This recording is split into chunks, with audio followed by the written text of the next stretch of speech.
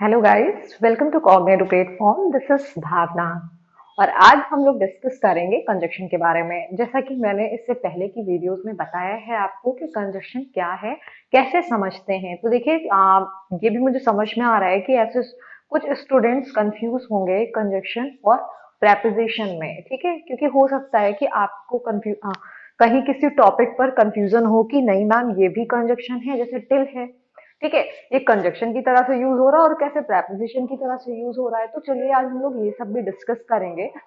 तो बात रही हमारे नेक्स्ट रूल की, तो नेक्स्ट रूल है कि अगर वेदर होगा तो वेदर के साथ जो पेयर आएगा, ठीक है, यानी जो कंजक्शन यूज होगा वो और होगा, ठीक है। आप यहाँ पे नॉर नहीं यूज करोगे, वेदर के साथ जो कंजक्शन आएगा वो और होगा। नेक्स्ट है बोथ के साथ एंड कंजक्शन यूज होगा, ठीक है। कंफ्यूज नहीं होना है, इससे बहुत ही आसान सा है। बस आप इसे समझ लो, इसे आप 2-3 टाइम्स प्रैक्टिस करिए तो ये क्लियर हो जाएगा। वेदर के साथ और बोथ के साथ एंड, ठीक है। बोथ के साथ क्या होगा, एंड आएगा। बिल्कुल इसे अच्छे से देख लीजिए क्योंकि एग्जाम्स में ऐसे क्वेश्चंस आए हुए हैं, पेयर्स के तो क्वेश्चंस आते ही आते हैं। जैसे मैंने बताया, not only but also, either के साथ और, नाइदर के साथ नॉर, ऑल्दो के साथ, मैंने ये सब बताया है ना आपको। आइदर के साथ और होगा, नाइदर के साथ नॉर,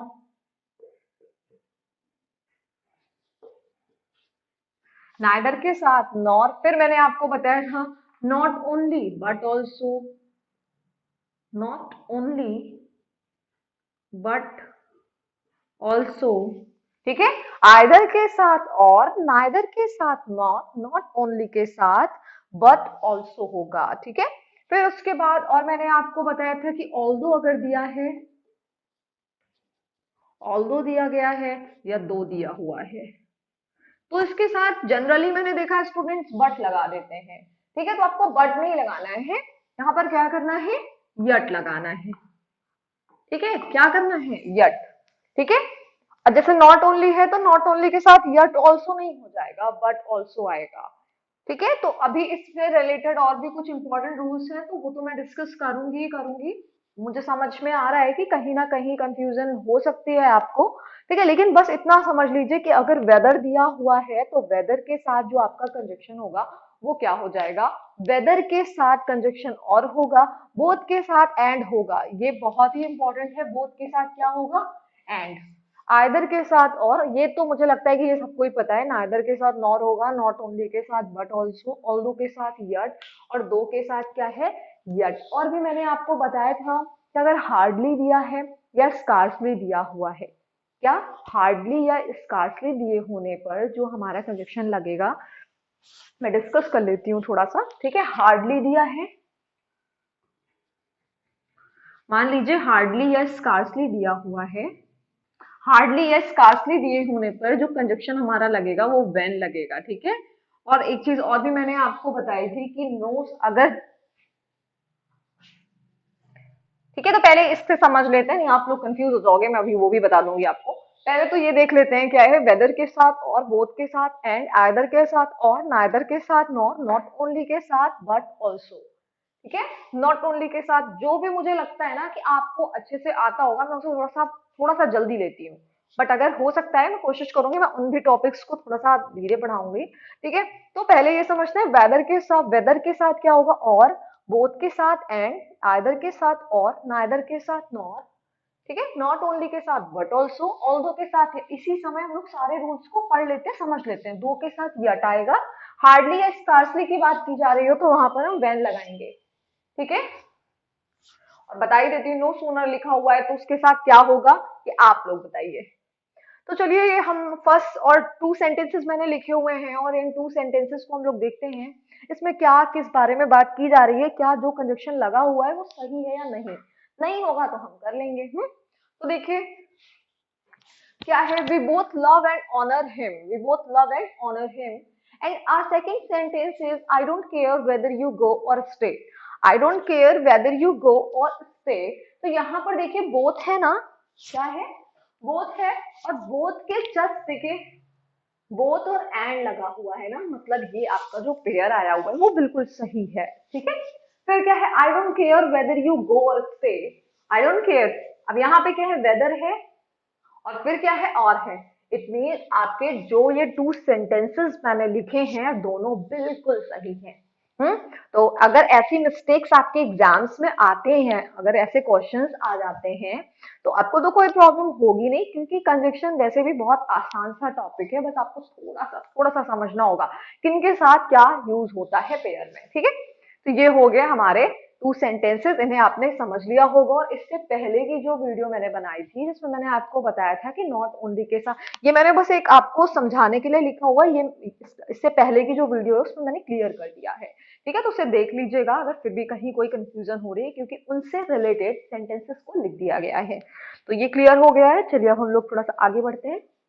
तो देखिए ये थ्री सेंटेंसेस मैंने लिखे हैं, आप इसमें फाइंड करिए कि कहाँ पर कौन सी मिस्टेक है। वैसे फिलहाल कंजक्शन की मिस्टेक ही आपको फाइंड करना है। ठीक है, तो क्या है, फर्स्ट सेंटेंस हमारा लिखा हुआ है either take it nor leave it. क्या है फर्स्ट सेंटेंस हमारा, either take it nor leave it. Second sentence is though he is suffering much pain yet he does not complain. Second sentence is though he is suffering much pain yet he does not complain. And our third sentence is not only is he foolish but also obstinate, तो three sentences यहाँ पर दिए हुए हैं। आप इसमें से देखिए कि कहाँ पर, क्योंकि मैंने ये रूल्स पढ़ाए हैं आपको बहुत ही अच्छे से, मैंने क्लियर किया है, तो साथ में ही प्रैक्टिस करते हैं। क्या है, either take it nor leave it, इसमें तो कुछ गलत नहीं लग रहा है ना, कहीं पर तो कोई मिस्टेक है ही नहीं है। तो फिलहाल देख लीजिए, अगर कहीं पर आपको लग रहा है कि कोई मिस्टेक है तो उसे सही करते हैं फिर। तो मैंने आपको क्या बताया था कि अगर हम आइदर की बात करते हैं तो इसके साथ जो हमारा पेयर आएगा वो क्या है, आइदर के साथ और आएगा। और मैंने तो नॉर लगाया हुआ है, तो क्या ये सही है? ये तो बिल्कुल सही नहीं है। फिर हम क्या करेंगे, नॉर को ऐसे क्या करेंगे, और करेंगे यहाँ पर। ठीक है, तो either take it or leave it. ठीक है, फिर क्या है, though he suffering much pain yet he does not complain. तो आप बोलेंगे मैम इसके साथ तो बट लग जाएगा। मैंने तो ये बताया ही नहीं है, मैंने तो ये बोला है कि अगर दो आएगा या ऑल दो आएगा तो इनके साथ जो पेयर आएगा वो क्या होगा आपका, वो होगा बट, सॉरी यट होगा। ठीक है, तो यट आपका क्या हो जाएगा, सही है, बट सही नहीं होगा, वो गलत है। ठीक है, फिर उसके बाद क्या है, not only is he foolish but also obstinate. Not only is he foolish but also obstinate, तो यहाँ पर ये चीज आपको क्लियर है। अब देखिए मैं एक सेंटेंस और लिखती हूँ, इसमें आप बताइएगा कहाँ पर कौन सी मिस्टेक है, क्योंकि ऐसी मिस्टेक्स भी आपके एग्जाम्स में आती हैं। तो चलिए मैं लिख रही हूँ। तो देखिए ये सेंटेंस मैंने लिखा है, he not only visited Agra but also Delhi. He not only visited Agra but also Delhi. तो देखिए यहाँ पर क्या है कि जब भी हम क्या करते हैं, नॉट ओनली और बट ऑल्सो की बात करते हैं या कोई भी पेयर की बात करते हैं, तो देखते हैं इसके बाद क्या है, वर्ब आई हुई है। बट ऑल्सो के बाद भी क्या है, क्या कोई है, कोई मेन वर्ब आई है, नहीं आई है। मतलब कि ये जो पेयर है आपका, ये जो वर्ड है ये सही जगह पर नहीं सेट है, अरेंज है। ठीक है, तो यहाँ पर क्या हो जाएगा, यहाँ पर होगा ही विजिटेड, ही विजिटेड, और ये बहुत ही ज्यादा इंपॉर्टेंट है। ठीक है, किसी ना किसी एग्जाम में आपको देखने को मिलेगा ही मिलेगा। He visited not only Agra, he visited not only Agra but also but also Delhi। ठीक है, तो यहाँ पर ये मैंने क्यों किया है, क्योंकि देखिए सबसे बड़ी चीज क्या, आप सेंटेंस को पढ़ेंगे तो आपको पढ़ के ही क्लियर हो जाएगा कि नॉट ओनली विजिटेड, तो सबसे पहले हमें देखना है क्या बट ऑल्सो के बाद भी ऐसा कोई वर्ब आया हुआ है, नहीं। जब नहीं आया हुआ है तो आपको, अगर इसके बाद कोई मान लीजिए नाउन है तो इसके बाद भी आपको नाउन ही देखना है ना, नाउन देखना है। और यहाँ पे देखिए नॉट ओनली है, विजिटेड है, क्या कोई दूसरी वर्ब है, नहीं है, तो हम इसे ही क्या कर देंगे, सिस्टमैटिकली अरेंज कर देंगे। और कैसे करेंगे, ही विजिटेड नॉट ओनली, अब देखिए नॉट ओनली के बाद भी नाउन आ रहा है और फिर क्या है, बट ऑल्सो के बाद भी नाउन आ रहा है। ठीक है, तो ये हमारा सेंटेंस अब करेक्ट हो गया। और ये 90% चांसेस हैं कि किसी ना किसी एग्जाम्स में आपको ये देखने को मिलेगा ही मिलेगा। ठीक है, तो ठीक है, इसे समझ लिया होगा आपने। चलिए अब कुछ अलग सेंटेंसेस पढ़ते हैं।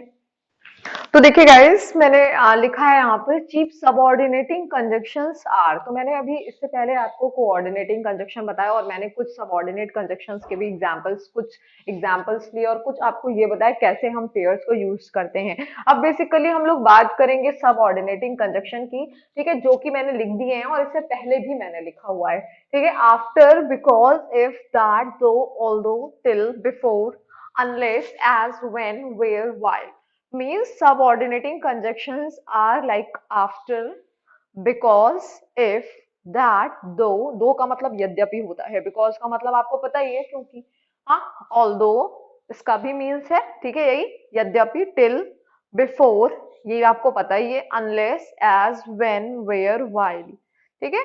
तो ये हमारे क्या है, सबऑर्डिनेटिंग कंजक्शंस हैं। अब हम इसको देखते हैं सेंटेंसेस में कैसे समझते कैसे हैं। He ran away because he was afraid। क्या है, he ran away because he was afraid लिखा हूं मैंने, फिर उसके बाद क्या लिखा है, you will pass if you work hard and since you say so I must believe it। क्या लिखा है, since you say so I must believe it। So here I have written three sentences and we'll understand where conjunction is used। ठीक है, कि हम लोग ये देखेंगे कहाँ पर कंजक्शन यूज किया गया है, कहाँ पर है। तो देखिए, ही रैन अवे, और कंजक्शन का काम क्या है, टू सेंटेंसेस को जोड़ने का होता है, ठीक है, या क्लॉजेस को जोड़ने का या फिर फ्रेजेस को, ठीक है। तो ये आपको क्लियर ही है। अब उसके बाद क्या है, ही रैन अवे बिकॉज, क्योंकि, ठीक है, बिकॉज ही वॉज अफ्रेड। तो देखिए यहाँ पे हमारे टू सेंटेंसेस हैं और इनको ये क्या कर रहा है, कनेक्ट कर रहा है, ठीक है, इन्हें क्या कर रहा है, ये टू सेंटेंसेस दिए हुए हैं और इनको ये कनेक्ट कर रहा है।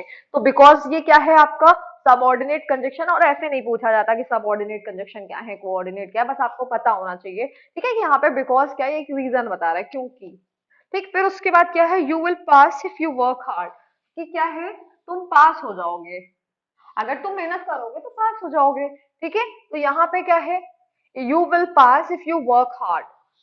तो यहाँ पे इफ यूज हुआ है, ठीक है। सिंस यू से सो आई मस्ट बिलीव इट, ठीक है, सिंस यू से सो आई मस्ट बिलीव इट।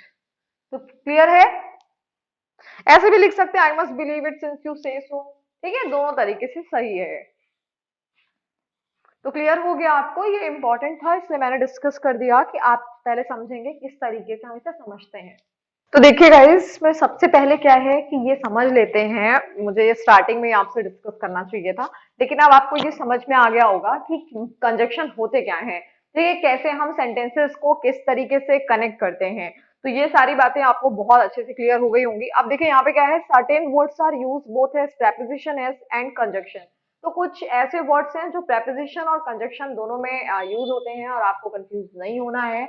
तो कैसे समझेंगे, देखिए क्या लिखा है, stay till Monday, stay till Monday. और मैंने आपको बताया था कि प्रेपोजिशन क्या होते हैं, पोजीशन बताते हैं, ठीक है, एक नॉर्मल सी डेफिनेशन है, प्रेपोजिशन पोजीशन बताते हैं, किसकी बताते हैं, नाउन या प्रोनाउन की बताते हैं, ठीक है।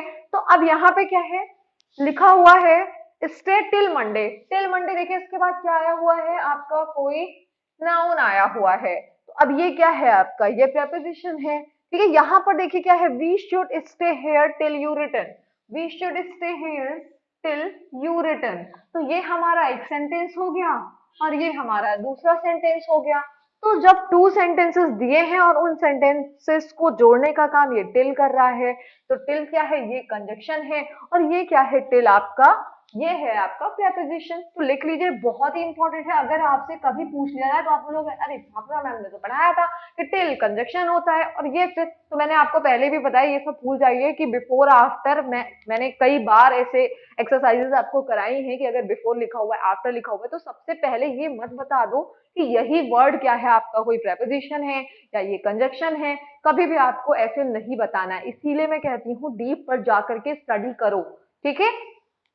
अब देखिए क्या है, इससे टिल मंडे, तो ये टिल है, आफ्टर अगर बिफोर दैट लिखा हुआ है तो कहां पर ये किस तरीके से दैट, ठीक है, कैसे ये प्रेपोजिशन का वर्क करेगा, तो वो हम सेंटेंसेस को पढ़ के ही बता पाएंगे। कैसे बताएंगे, जब हम सेंटेंसेस को पढ़ेंगे। तो हमने बोला कि सेंटेंसेस को पढ़ेंगे, तो ठीक है, पढ़ा मैंने, स्टे टिल मंडे लिखा हुआ है। तो यहाँ पर क्या है, ये जो मंडे है आपका, ये नाउन है, ठीक है, और ये प्रेपोजिशन कैसे होगा, क्योंकि प्रेपोजिशन पोजीशन किसकी बताएगा, नाउन या प्रोनाउन की बताएगा। तो ये देखिए ये क्या हो गया आपका प्रेपोजिशन। यहाँ पे कंजक्शन के बारे में मैंने क्या बताया कि कंजक्शन क्या करता है, कंजक्शन एक ऐसा वर्ड है जो कनेक्ट करता है टू सेंटेंसेस को, फ्रेजेस को, क्लॉजेस को, ठीक है। तो इन सबको कनेक्ट करने का काम कौन करता है, हमारा कंजक्शन करता है। तो वी शैल स्टे हियर, ये आपका एक सेंटेंस हो गया, ये आपका दूसरा सेंटेंस है और ये इसे कनेक्ट कर रहा है, ठीक है। तो क्लियर हो गया, अब समझ आ गया होगा मेरे ख्याल से। तो चलिए सेकंड सेंटेंस आप लोग बताइए, यहाँ पे क्या है, he died for his country and next is I must stay here for such is my duty. तो ये क्या है और ये क्या है, ठीक है। He died for his country, यहाँ पर देखिए क्या है, कंट्री है ना, तो ऐसा तो है नहीं कि किसी सेंटेंस को कनेक्ट कर रहा है। तो यहाँ पे फॉर क्या है आपका, एज अ प्रेपोजिशन यूज हो रहा है। और यहाँ पे क्या है, फॉर, ये टू सेंटेंसेस को कनेक्ट, मैं मार्कर चेंज कर लेती हूँ, ये टू सेंटेंसेस को क्या कर रहा है, कनेक्ट कर रहा है। अब यहाँ पर हम क्या करेंगे, हम बताएंगे कि फॉर हमारा क्या है, फॉर है हमारा कंजक्शन। तो क्लियर हो गया, चलिए लिख लेते हैं, ये है हमारा कंजक्शन, ये भी है, और टिल क्या है, ये है आपका प्रेपोजिशन, ये भी है प्रेपोजिशन। तो क्लियर हो गया होगा ये, ठीक है। और बहुत ज्यादा इससे डिफिकल्ट क्वेश्चंस नहीं आएंगे एग्जाम्स में आपके, कि आपको प्रॉब्लम हो, आपको ना समझ आए। फिलहाल ये जो आपके जो भी वनडे एग्जाम्स हैं उनमें जो क्वेश्चंस आएंगे वो यहीं तक आएंगे, ठीक है। कि आपको फाइंड करना होगा सेंटेंसेस में कि क्योंकि इससे पहले जब मैं आपको identification of parts of speech बता रही थी, तो गाइज मैंने ये चीज बोला था कि अभी कंजक्शन और इंटरजेक्शन मैंने आपको क्लियर नहीं किया है, तो मैं इनसे रिलेटेड सेंटेंसेस को नहीं करा रही थी। बट अब मैंने आपको कंजक्शन क्लियर किया है, तो अब जब भी मैं आइडेंटिफिकेशन की क्लास, क्योंकि मैं ये लेती रहती हूँ, ठीक है, क्योंकि इंपॉर्टेंट टॉपिक है। अब यहाँ पर ये भी आपको क्लियर हो गया है। तो अब जो एक नेक्स्ट टॉपिक मेरा बचा हुआ है वो है इंटरजेक्शन। अभी मैं इनसे रिलेटेड एक्सरसाइजेस कराऊंगी, तो जो भी रूल्स आपके छूट गए हैं या फिर इनसे रिलेटेड रूल्स के बारे में मैंने डिस्कस नहीं किया है, उसे हम लोग पढ़ेंगे, ठीक है। तो ये बात आपको समझ में आ गई कि नहीं आई। कुछ और सेंटेंसेस मैं लिख देती हूँ, पहले उन्हें देख लेते हैं कि आप कहीं पर कोई मिस्टेक तो नहीं कर रहे हो, आपको अभी भी ऐसा तो नहीं है जो नहीं समझ आ रहा है, या फिर हो सकता है मेरी स्पीड बहुत फास्ट रही है, मैं आपको नहीं समझा पा रही हूँ। फिर से देखते हैं, और ये आपके लिए होमवर्क। तो देखिए ये सेंटेंसेस मैंने लिखे हैं, सबसे पहले मैं इसे पढ़ देती हूँ, क्योंकि हो सकता है कि आपको समझ में ना आए मेरी राइटिंग। देखिए क्या लिखा है, everybody but Govind was present, everybody but Govind was present, he tried but did not succeed, he, क्या है, everybody but Govind was present, ठीक है। नेक्स्ट है he tried but did not succeed, फिर क्या है, he stood before the painting, next is look before you leave, ठीक है।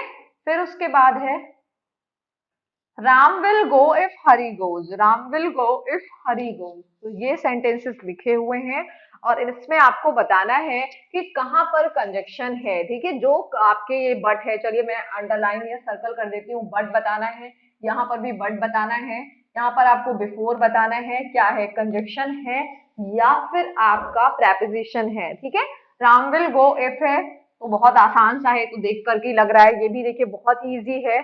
Look before you leap. He stood before the painting.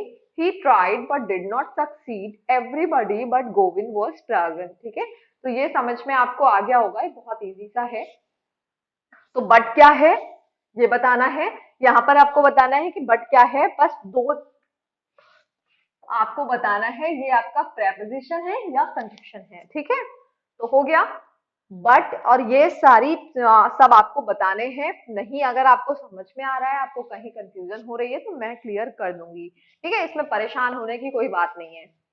But अब देखिए ऐसे रूल्स मैंने आपको बता दिए हैं, अब मैं डिस्कस करूंगी आपसे इनसे रिलेटेड एक्सरसाइज, ठीक है, कि कैसे हम कहाँ पर कैसे क्वेश्चंस आपके एग्जाम्स में आते हैं, और हमें किस तरीके से स्मार्ट स्टडी करते हुए उन सारे क्वेश्चंस को सॉल्व करना है, समझना है, और फिर भी कहीं कुछ नहीं समझ आ रहा है तो उसे डिस्कस करना है। Okay guys, thank you.